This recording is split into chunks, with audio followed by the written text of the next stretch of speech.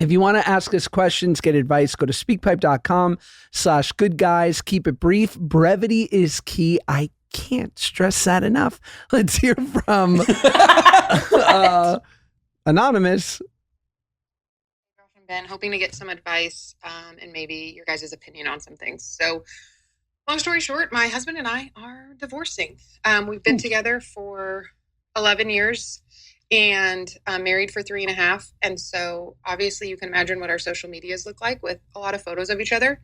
Thoughts on deleting the photos? Do you do it all at once as if the person never existed? Do you gradually do it? Do you leave them? I personally feel like it's pretty dramatic to just like wipe it clean all at one time. But that's the route he took, which is fine, to each their own. I'm now like, okay, what do I do? Like, people are talking. Do I just get rid of it? Do I play it cool? Do I slowly start deleting them? Am I thinking way too much into this? So what advice do you guys have? What are your thoughts on it? Thank you.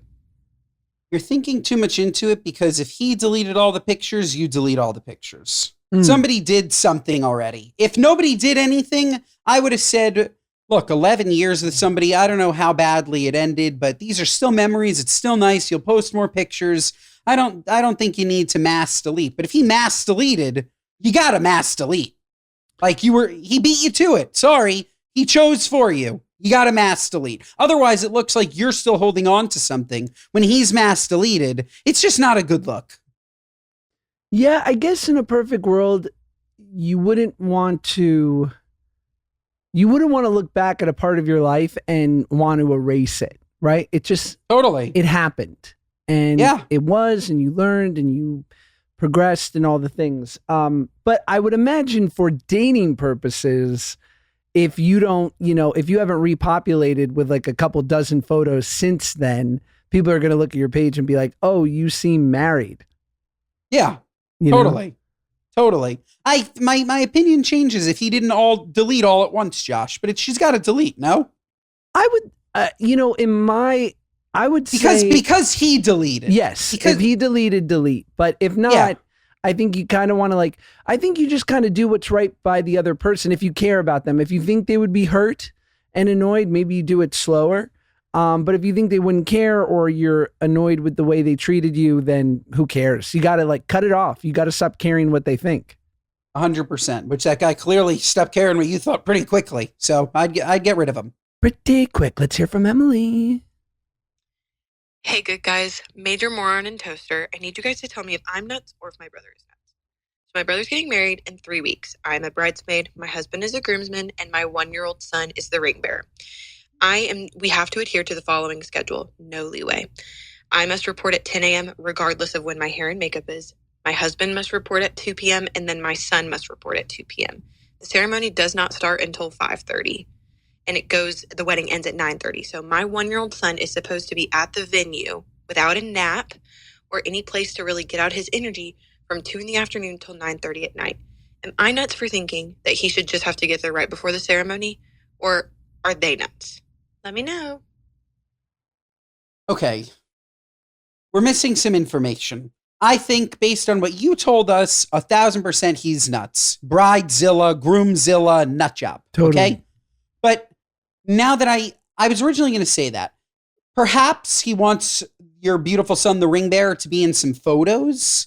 So maybe giving a quick call time, hey, could he show up at 1:30? But then he can go back to his room, take a 3-hour nap, and then come back at 5:30. Not giving any indication, telling you to show up at 10 a.m. regardless of when your makeup is. That's nuts, and that's not normal. Women are given a schedule. If your makeup's at 11:15, you show up at 11:10. You don't need to sit there and watch your mother-in-law have her makeup done, because women get their makeup done together. Olivia, yeah, you do. Okay, you know how girls will go to the bathroom together? When you go out somewhere, there's a sense of camaraderie and community. I think that she probably wants to have her people there all day. That's, I think, even though it is mad inconvenient. But I think that's part of it. It's you have your village with you the whole day while everybody's getting ready, and you just kind of take it slower. But yeah. It is inconvenient. But your village includes, maybe they're super close. I don't know. Your village includes your sister-in-law. Can't it just be your mom and a couple of friends? And like, does she get excused because she has a toddler? Like, I get what you're saying. I hear you, but it seems nuts to me. There could be some wiggle room there, I suppose. The only thing that circumvents or trumps someone's wedding day is a child. And 100% you should be there. Your husband should be there at the time allotted for this very special day for these two wonderful people. Whatever is best for your child is period, the end. So they shouldn't be required to be there more than 5 minutes before. You want to get them in a couple photos, bring them around for 20 minutes. But like, you can't mess with a kid's nap time, especially at that age. Shy's 2.5. He'll be 3 before you know it. Like, we can push. He can miss a nap. He won't be a total monster. He'll be monster adjacent. You miss a 1-year-old's nap, it's game over. They are miserable. So you have to do what's right for that kid, and everyone should understand that, period. Amen. Well said. Well put. What are you, nuts? Totally nutso. Next one from Haley. Hey, Josh and Ben. I'm going to make this quick. This question is for Ben. So last night, my husband and I made the really difficult decision to put our dog of 12 years down.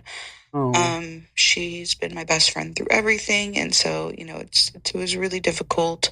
But the next few days following have been extremely difficult. Her absence is like the loudest thing I've ever experienced.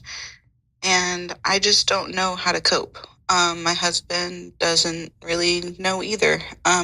So my question to you is, how long did you wait before getting Romeo after you lost Theo?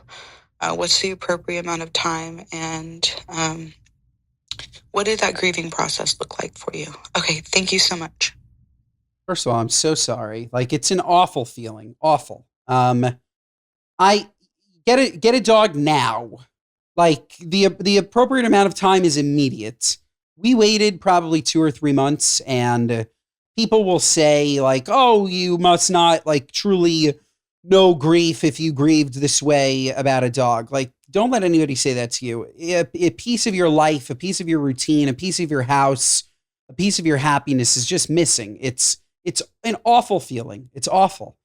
So I would suggest getting a new dog immediately, because your heart will heal. You'll never forget your past dog, but the absence will go away because you have love to give. There's nowhere to put it. Also, I don't know if you have kids, but that would probably help too. I have to assume that would be a good place to put it. Like Claudia and I always say, like, it might sound dramatic to some, but like Theo died so that we could have, like, focus on having a baby. Like, we treated him like our baby, but we needed a real baby. And so I don't know. It's really hard. Get yourself a new dog. Get a new dog. Go for it. Get a new dog. Yes. Get a new dog. Quick. Get a new dog quick. That's what you got to do. Damn it. You made me emotional. Well, listen, and then when this dog starts, getting a weird limp or a lens over the eye, get the next new dog. Let's circumvent this. And we'll just push off bereavement until you're in dementia.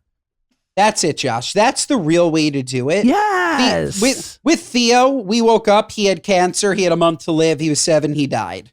This dog, 12, I don't know if it was, you didn't mention it was traumatic. It sounds like it was a slower roll. Once you start to see your dog lose a step, you're supposed to get another dog. Apparently, a puppy adds years to the elder dog's life, and then it's significantly less hard when the elder dog dies. So you really are supposed to add another dog when you feel like your dog's going to die. You fucked up. No, I'm just kidding. You just know for the next time. And have them on speed dial. You see your dog eat a Hershey's Kiss, call the puppy mill. You know what I mean? That dog eats a grape, 1-800-PUPPIES, Yeah. Yep. Yeah, take the dog to the vet. Hopefully that works out. But you got a dachshund on the way.